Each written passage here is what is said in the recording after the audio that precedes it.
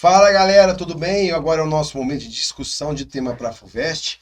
O tema que nós trouxemos hoje para você: qual relação poderia ser estabelecida sobre solucionar situações inesperadas no contexto social e agir de forma ética? Então temos que lembrar que a FUVEST adora a ética. E o texto da coletânea fala sobre o jeitinho brasileiro. O que é o jeitinho brasileiro? É a forma de você conseguir fazer o que você quer pela lei do menor esforço. Podemos chamar de lei de Gerson, por exemplo, né? Um dos modernistas, né, cunhou uma expressão, se não me engano foi Augusto Campos, falando que nós temos uma essência chamada de geleia geral. Tem uma música de geleia geral para você escutar também, pesquisa para você ouvi-la. Geleia geral é uma teoria que diz que o brasileiro não tem uma coluna. O que é uma coluna? Um traço identitário que o distingue dos outros seres, né? Por exemplo, qual que é o traço identitário do inglês? É a pontualidade. Traço do alemão, a disciplina. O traço do japonês, o trabalho. E o traço do brasileiro? Não tem. A gente tanto pode trabalhar como não trabalhar, ter ou não ter disciplina. Essa inconstância pode ser associada a uma ideia de geleia, né?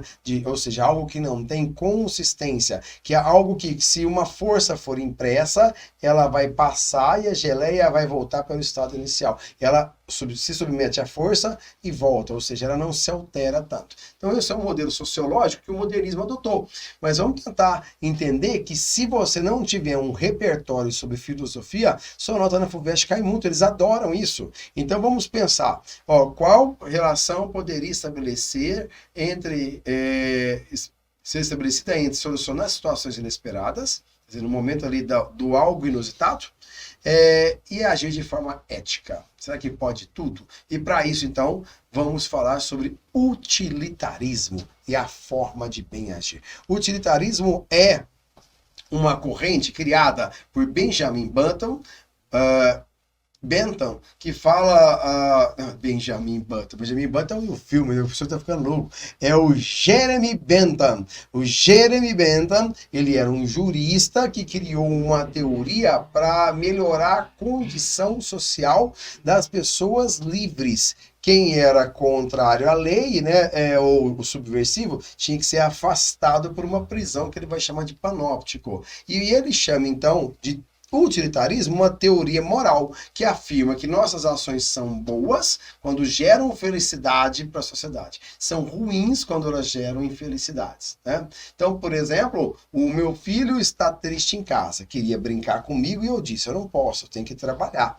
Lá tem 50 alunos me esperando para prestar vestibular e precisam dar aula. Então significa que, em nome de 50 pessoas felizes, eu sacrifiquei uma, que é meu filho, que ficou infeliz chorando. O saldo positivo, 50 felizes menos uma infeliz, eu tenho ali, então, um saldo positivo vamos anular um pelo outro, de 49 pessoas contentes. Então, portanto, para o utilitarismo deu certo. Nossa, professor, mas coitado do seu filhinho e tal. Se você pensou desse jeito, é porque você não é um utilitarista. O utilitarista não coloca crenças e sentimentos na jogada. É como se a gente colocasse uma planilha Excel capaz de medir um coeficiente de felicidade por meio das ações executadas, que é o que acontece no dilema do trem que você está vendo. Aqui nós temos um trem que ele vai estar programado para ir em linha reta, e se ele for em linha reta, ele vai atropelar 5 pessoas que estão no trilho. E você vê esse trem e tem a chance de mexer ou não mexer a alavanca.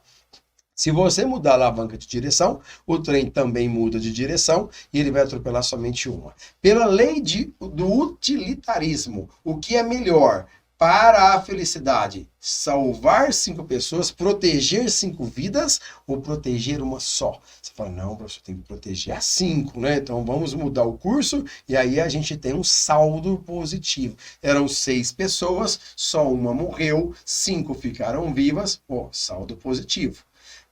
Mas tem uma coisa que está me incomodando, professor. Calma, nós já vamos chegar nessa coisa que está te incomodando, tá? Segura aí. Então, a definição: utilidade é igual a felicidade. A definição diz que quando você age e a maior quantidade de pessoas ficam felizes, está certa a ação. Isso é uma teoria, tá? Então quer dizer que, se eu tenho uma empresa com 5.000 funcionários A empresa está tendo problemas financeiros e corre o risco de fechar. O que eu faço? Respeito os 5.000 funcionários, mando todo mundo embora e fecho a empresa, ou mando 500 embora e faço a empresa voltar a ser saudável. Ah, não, eu mando 500 embora, tá. Então aí, em nome da felicidade de 4.501, que é você junto na parada, você demitiu 500. Isso é um utilitarismo. Uma teoria muito usada em empresas, utilizadas no sistema capitalista, utilizadas por coachings. O coach fala o que para você? Ó, coloque a sua meta aqui na sua frente. Ah, tem amigos seus que te atrapalham a cumprir essa meta. Deixa esses amigos para lá. Ah, o seu casamento te atrapalha. Então, se é meta, o casamento não é meta, tira o casamento da jogada. Você coloca tudo em planejamento. Pronto, conseguiu. A meta foi alcançada, a felicidade também. Tá? Então, é bem técnico e não envolve sentimentos. Se eu tiver que demitir 500 funcionários e eu começar a pensar que eles têm família, que têm esposa, que têm filhos, que os filhos estão na escola, que precisam de dinheiro para comprar remédio para a mãe, pô, eu não vou demitir ninguém. Então não se coloca isso em planejamento, certo? Vou mudar aqui a tela para vocês, que eu vou pedir uma ajuda aqui para o nosso suporte. Opa, aqui. Agora sim. Agora eu vou esclarecer a sua dúvida. Você fala, professor, eu não concordo com isso. Deixar o seu filho chorando em função de 50 alunos, eu ficarei com meu filho. Ah, eu não concordo em puxar aquela alavanca não, porque eu quero saber quem são aquelas pessoas. Porque se de repente, vamos voltar aqui na alavanca, essas 5 pessoas são 5 molestadores de crianças, e essa única que está sozinha foi Jesus Cristo, eu não vou nem pensar, né? Eu vou preferir nem mexer na alavanca e que ela passe e pegue os outros 5, né? Melhor um Jesus vivo do que 5 pessoas que molestam crianças. Então, peraí. Então, o que você está me dizendo é que não vale a pena só pensar na felicidade geral depois da ação executada. Não vale a pena pensar só na consequência, como você está vendo aqui. Quando você diz que...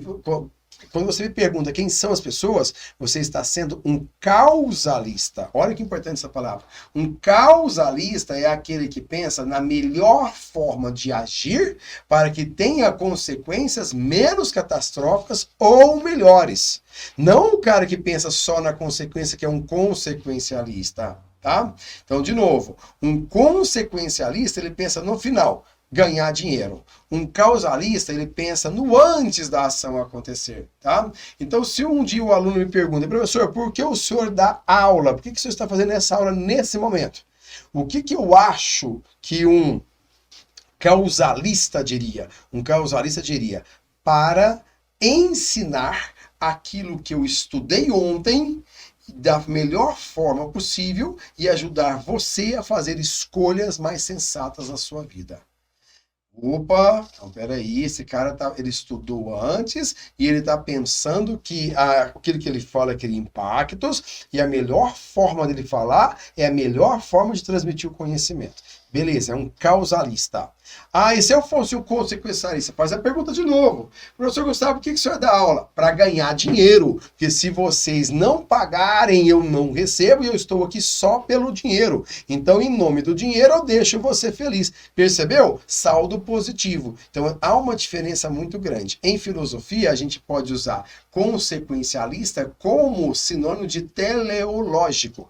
Telos, em grego, lembra que o Aristóteles era um sujeito que pensava no telos, na finalidade de alguma coisa. Então, telos é o que pensa na finalidade de uma ação, no fim. E deontologia é aquele que pensa na causa, no que vem antes, tá? Para ficar mais fácil, eu vou mostrar para você aqui uma equação. Nessa equação, vai entrar um carinha na parada chamado John Locke, que você pode usar no seu texto, que ele está dizendo, olha, eu entendi o utilitarismo, mas eu também quero ter o direito de escolha. Se todo mundo está fazendo medicina e falam que isso é bom e gera felicidade para a sociedade, não tem problema eu fazer direito, porque se eu fizer direito, eu não estou ferindo a sociedade. Então ele acaba tentando mostrar que a satisfação dos desejos não necessariamente leva à felicidade. que uma pessoa pode ter os desejos biológicos completamente satisfeitos e continuar triste, que uma pessoa pode estar ganhando rios de dinheiro e continuar depressiva. Então ele sacou que precisamos outras coisas individuais, íntimas, para a gente satisfazer os desejos. E aí, em cima disso, a gente elabora agora um coeficiente de felicidade. Benefício de uma ação. Manter minha empresa aberta, né? Então eu vou ter que demitir 500 pessoas, né? Então, para manter 4.500 pessoas ainda trabalhando, eu vou demitir 500, que seriam os custos dessa ação, né? O resultado, 4.500 pessoas. Tenho 5.000 funcionários, eu demito 500, resultado, 4.500 pessoas felizes na minha empresa e eu também feliz. Então, o custo dessa ação vale. Isso mostra, gente, que o utilitarismo não respeita os direitos individuais. O John Locke está querendo dizer, olha, isso precisa ser revisto, né? Veja essa frase, né? Uma questão de ética aqui. Por que a sociedade aceita uma companhia de cigarros, sabendo que cigarro causa diversos tipos de câncer? Veja só o que eu vou te responder. A quantidade de dinheiro que o sistema público destina para cuidar de pacientes com câncer de pulmão motivados por cigarro, quantidade de dinheiro direcionada para isso, é menor do que a quantidade de impostos pagos pela companhia de cigarro. Quando a quantidade de impostos for menor do que o dinheiro que o governo dá, o governo vai subir os impostos para continuar no saldo positivo. Professor, então o senhor está querendo dizer que o governo aceita pessoas com câncer porque o dinheiro que é destinado a cobrir tratamento de câncer dá e sobra. No utilitarismo, sim, é isso. Por isso que suportamos, porque se não tivesse nenhum tipo de dinheiro para tratar esse câncer, o que seria então uma visão mais adequada? Fechar as companhias de cigarro.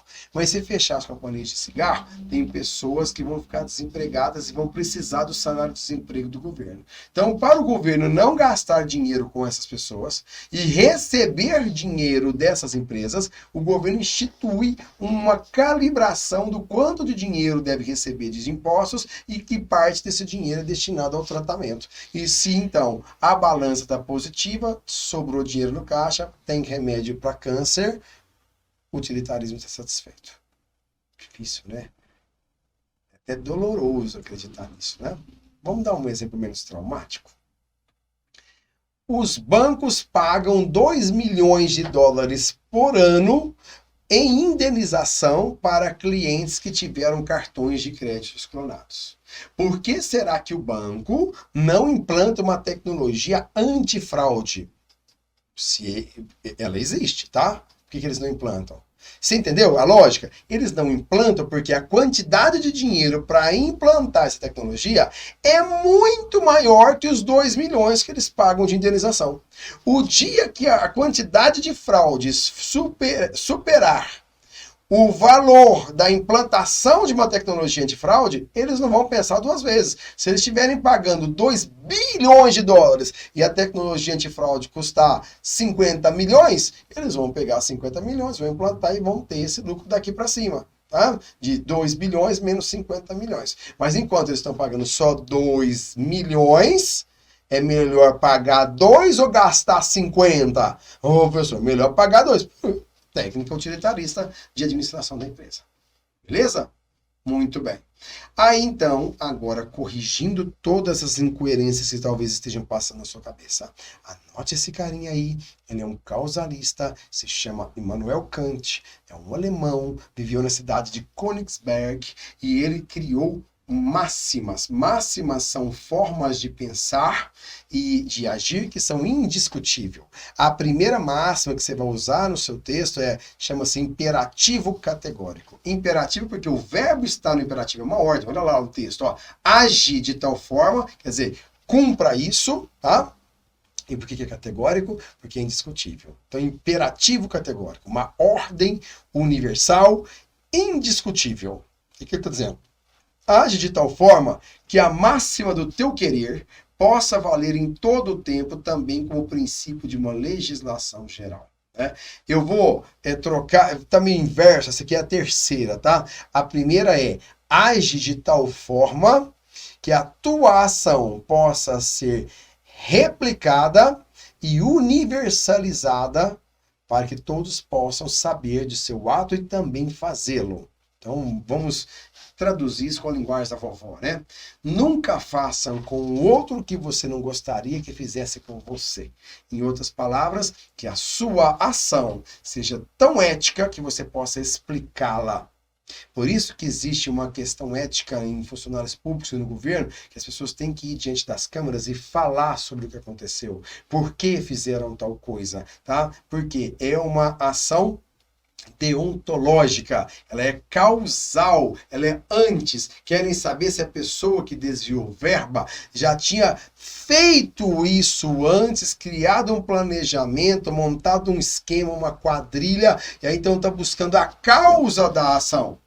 Se foi acidental, o prejuízo vai ser menor. Se foi programado, porque teve a intenção, vai ser doloso, crime doloso, né? Então busca-se a causa da coisa, tá? Então vamos repetir a primeira máxima, imperativo categórico: a sua ação deve ser universalizada. Então não pode mentir, não pode enganar, não pode sacanear ninguém.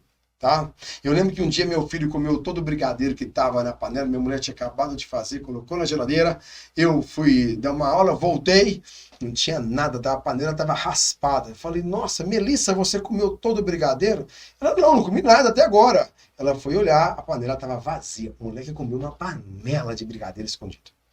Eu perguntei para ele: Theo, você comeu brigadeiro? Ele fez assim, olha para mim aqui, ele fez assim, ó. Olha para mim, Theo, você comeu brigadeiro? Comi não. Olha pra mim. Comi não. Você já percebe que não tá transparente, que não tá explicando o que fez? Como que o brigadeiro desapareceu? Não sei. Às vezes acontece, né? Evaporou. Falou desse jeito para mim. Ou seja, a ação não pôde ser universalizada, tá? Por quê? Porque não foi ética. O segundo, o imperativo categórico, ó, age de tal maneira, agora o imperativo prático, tá? Age de tal maneira que use a humanidade na tua pessoa, como na pessoa de qualquer outro, sempre simultaneamente como fim, nunca como meio. Traduzindo, você não pode usar as coisas e as pessoas para outro fim a não ser elas mesmas. Professor, você não traduziu nada, então melhor. Você vai num carnaval e você encontra uma pessoa, essa pessoa tem uma boca, e você também tem uma boca. E as bocas no meio da noite se encontram e se beijam. Ah, mas isso não tem problema, professor? Claro que não. Sua boca é solteira, a outra boca é solteira, vocês se encontraram, ninguém é casado, não tem problema ético nenhum ainda. Vocês beijaram. Olha, então qual que é o problema? O problema é que se você está beijando essa boca pelo fato de a boca ser necessária que fosse beijada, tranquilo. O problema é que tem pessoas que beijam bocas para esquecer uma terceira boca que terminou o namoro há uma semana antes. Então, se você está usando uma boca para o fim, que não é essa boca, mas para esquecer outra, você está usando essa pessoa como meio e não como fim.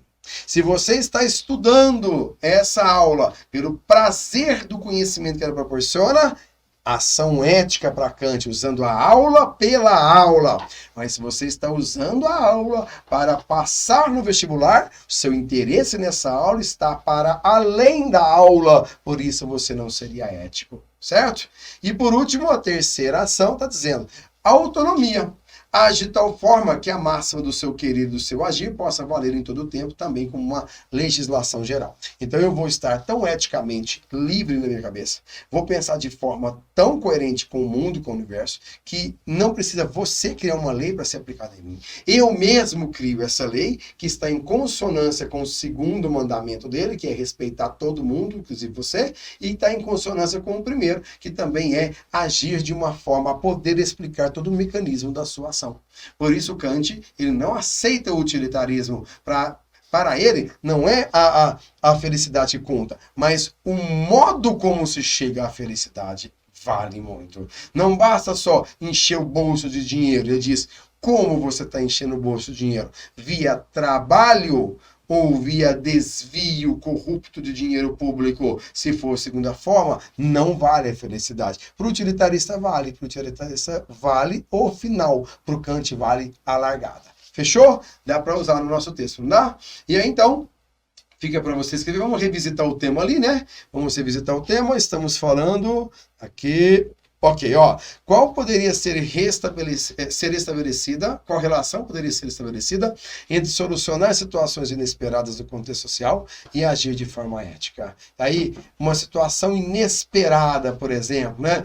Faltou dinheiro para comprar remédio, houve pandemia, faltou dinheiro para comprar comida, reclusão social. O que nós vamos fazer? Nós vamos roubar, nós vamos pedir, nós vamos agir, nós vamos reivindicar, formar sindicatos? Qual é a forma causalista ou consequencialista de agir? Qual delas você escolhe?